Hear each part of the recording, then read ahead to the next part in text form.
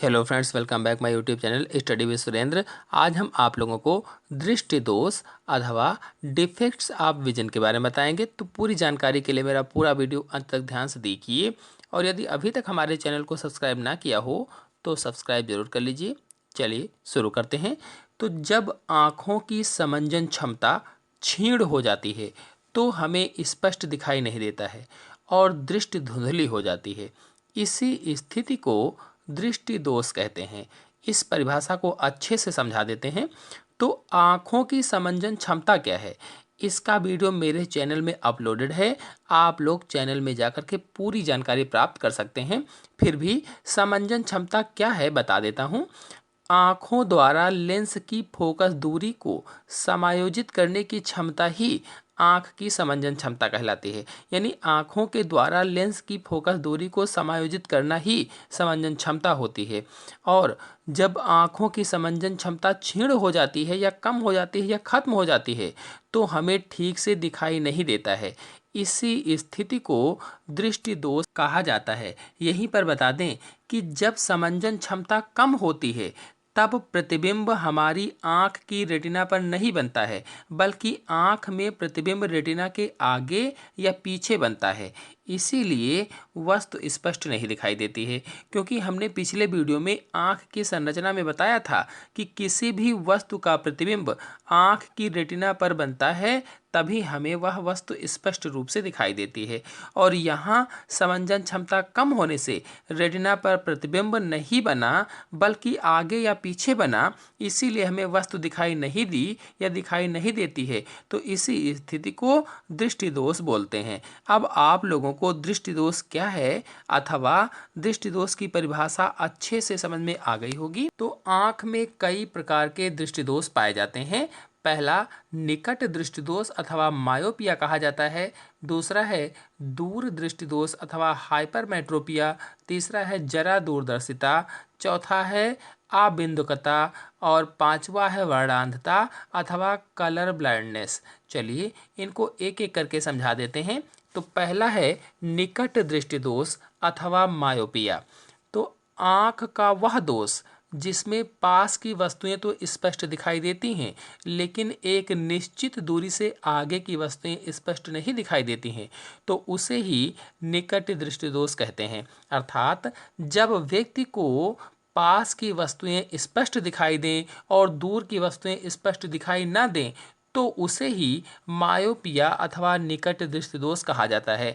तो अब प्रश्न पूछा जाए कि निकट दृष्टि दोष किसे कहते हैं, तो आप बताएंगे जब व्यक्ति को दूर स्थित वस्तुओं को देखने में परेशानी होती है तब उसे निकट दृष्टि दोष होता है। बहुत से स्टूडेंट्स गलत कर देते हैं, नाम के अनुसार परिभाषा लिखाते हैं। क्योंकि नाम है निकट दृष्टि दोष, लेकिन इसमें निकट की वस्तुएं दिखाई देंगी और दूर की नहीं दिखाई देंगी। इस दोष में आँख का दूर बिंदु अनंत पर ना होकर के नज़दीक आ जाता है, इसीलिए इसे निकट दृष्टि दोष कहा जाता है। आप लोग सोच रहे होंगे कि दूर बिंदु क्या है। तो आँख से अधिकतम दूर स्थित वह बिंदु जिस पर रखी वस्तु को आँख द्वारा स्पष्ट देखा जा सकता है दूर बिंदु कहलाता है। तो निकट दृष्टि दोष में आँख का दूर बिंदु अनंत पर ना होकर के नज़दीक आ जाता है, इसीलिए ये बीमारी होती है। चलिए अब निकट दृष्टि दोष के कारण जान लेते हैं, इसके बाद इसके निवारण जानेंगे। तो निकट दृष्टि दोष क्यों हुआ, इसके दो कारण हो सकते हैं। पहला, नेत्र लेंस के पृष्ठों की वक्रता बढ़ जाए जिससे उसकी फोकस दूरी कम हो जाए। मतलब यदि हमारी आँखों के लेंस की वक्रता बढ़ जाती है तो फोकस दूरी कम हो जाती है जिससे रेटिना पर प्रतिबिंब नहीं बनता है और हमें दृष्टि दोष हो जाता है। और दूसरा कारण ये हो सकता है कि नेत्र लेंस और रेटिना के बीच की दूरी बढ़ गई हो, अर्थात नेत्र के गोले का व्यास बढ़ने से भी निकट दृष्टि दोष हो जाता है। तो इन दोनों ही परिस्थितियों में अनंत अथवा दूर से आने वाली समांतर किरणें लेंस से अपवर्तित होकर के रेटिना से पहले ही बिंदु P पर फोकस हो जाती हैं। जैसा कि आप चित्र में देख रहे हैं, दूर स्थित वस्तु से समांतर किरणें जब नेत्र लेंस से टकराईं तो अपवर्तित होकर के रेटिना से पहले ही बिंदु P पर प्रतिबिंब बनाती हैं। यानी वस्तु से आने वाली समांतर किरणें नेत्र में अपवर्तित होकर के रेटिना R पर न मिल करके रेटिना से पहले ही बिंदु P पर मिल जाती हैं, इसीलिए दूर स्थित वस्तु दिखाई नहीं देती है। चलिए अब निकट दृष्टि दोष का निवारण जान लेते हैं, अर्थात निकट दृष्टि दोष को कैसे दूर किया जाए ये समझ लेते हैं। तो इस प्रकार के दोष के निवारण के लिए चश्मे द्वारा एक उचित फोकस दूरी वाले अवतल लेंस का प्रयोग किया जाता है। यानी निकट दृष्टि दोष के निवारण के लिए अवतल लेंस का उपयोग किया जाता है। चलिए चित्र से समझ लेते हैं कि कैसे अवतल लेंस का उपयोग करके निकट दृष्टि दोष को दूर किया जाएगा। तो चित्र को देखिए, इसमें अनंत से आने वाली समांतर किरणें अवतल लेंस से टकराई और टकराकर अपवर्तित हुई। अपवर्तन के बाद आँख के बिंदु F से आती हुई प्रतीत हुई और आँख से अपवर्तित होकर के रेटिना के बिंदु R पर मिली। यानी अपवर्तित होकर के कहाँ मिली? बिंदु R पर मिली। और जैसे ही मिली बस दूर रखी वस्तु का प्रतिबिंब रेटिना पर बन गया और आँखों को वस्तु स्पष्ट रूप से दिखाई देने लगी। तो इस प्रकार से अवतल लेंस का उपयोग करके हम लोग देख लेते हैं। अब आते हैं दूर दृष्टि दोष अथवा हाइपरमेट्रोपिया पर। तो आँख का वह दोष जिसमें दूर की वस्तुएं तो स्पष्ट दिखाई देती हैं लेकिन पास की वस्तुएं स्पष्ट दिखाई नहीं देती हैं, उसे ही दूर दृष्टि दोष कहा जाता है। अर्थात जब व्यक्ति को दूर की चीजें स्पष्ट दिखाई दें और पास की स्पष्ट दिखाई ना दें, तो ऐसे दोष को ही दूर दृष्टि दोष कहते हैं।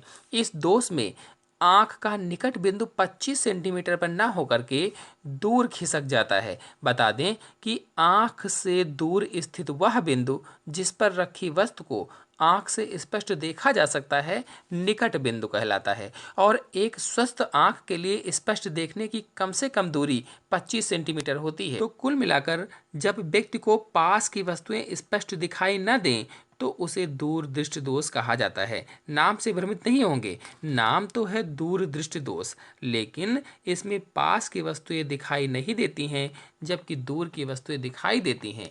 चलिए अब दूर दृष्टि दोष के कारण समझ लेते हैं कि ये दोष क्यों हो जाता है। तो इस दोष के दो कारण हो सकते हैं। पहला, नेत्र लेंस के पृष्ठों की वक्रता कम हो गई हो जिससे फोकस दूरी बढ़ गई हो। यानी जब व्यक्ति की आंखों के लेंस की वक्रता कम हो जाती है तो फोकस दूरी बढ़ जाती है जिससे दूर दृष्टि दोष हो सकता है। फिर दूसरा है, नेत्र लेंस व रेटिना के बीच की दूरी कम हो जाए, अर्थात नेत्र गोलक का व्यास कम होने पर भी दूर दृष्टि दोष हो सकता है या हो जाता है।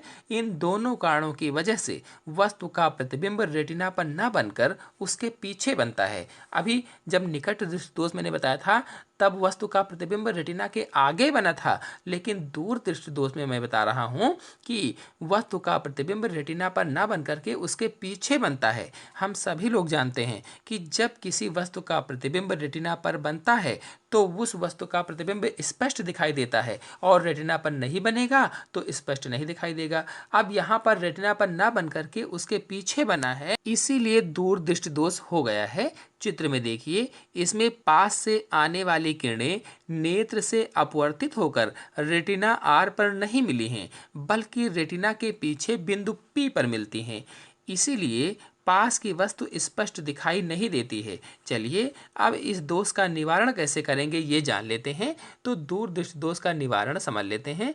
दूर दृष्टि दोष के निवारण के लिए उचित फोकस दूरी वाले उत्तल लेंस का उपयोग किया जाता है। यानी इस दोष के निवारण के लिए उत्तल लेंस का उपयोग करते हैं। तो इस लेंस से कैसे दूर होगा, चलिए इस चित्र के माध्यम से समझ लेते हैं। तो इस दोष से युक्त आँख से 25 सेंटीमीटर की दूरी पर एक वस्तु रखी है। जहाँ पर वस्तु रखी है उसे बिंदु O मान लिया है। तो O से चलने वाली किरणें उत्तल लेंस से आकर के टकराईं और टकराने के पश्चात अपवर्तित हुईं। अपवर्तन के बाद आँख के बिंदु N से आती हुई प्रतीत होती हैं। यानी आँख के निकट बिंदु N से आती हुई प्रतीत होती हैं। फिर ये किरणें आँख से अपवर्तित होकर के रेटिना के बिंदु R पर मिलती हैं। कहाँ पर मिली? बिंदु R पर मिलती हैं। इस प्रकार से वस्तु का प्रतिबिंब रेटिना पर बन जाता है और आँख से वस्तु स्पष्ट दिखाई देने लगती है। इस प्रकार से यह दोष दूर हो जाता है। फिर अगला है जरा दूरदर्शिता। तो कुछ व्यक्तियों को वृद्धावस्था में निकट दृष्टि व दूरदृष्टि दोनों दोष एक साथ हो जाते हैं, जिसे जरा दूरदर्शिता कहते हैं। ऐसे व्यक्ति को द्विफोकस लेंस का उपयोग करना चाहिए। ये होता क्या है, तो इसका ऊपरी भाग अवतल लेंस का और नीचे का भाग उत्तल लेंस का होता है। यानी ऊपरी भाग दूर की वस्तुओं को देखने के लिए और नीचे का भाग निकट की वस्तुओं को देखने के लिए काम आता है या पढ़ने आदि के लिए काम आता है। फिर है आबिंदुकता। आबिंदुकता क्या है, तो नेत्र का वह दोष जिसके कारण नेत्र कुछ दूरी पर स्थित क्षैतिज तथा ऊर्ध्वाधर रेखाओं को एक साथ स्पष्ट नहीं देख पाता है, आबिंदुकता कहलाता है। इस दोष के निवारण के लिए चश्मों में बेलनाकार लेंसों का उपयोग किया जाता है। फिर वर्णांधता अथवा वर्णाधार दृष्टि दोष। तो मनुष्य की आंख में यह दोष शंकु सेलों की कमी के कारण होता है। इन सेलों की कमी के कारण मनुष्य की आंख कुछ निश्चित रंगों के लिए ही सुग्राही होती है।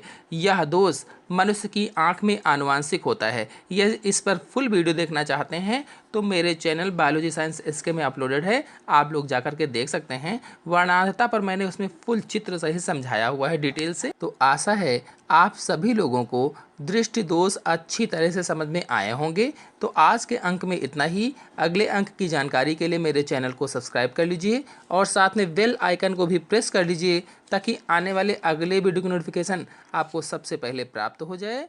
धन्यवाद।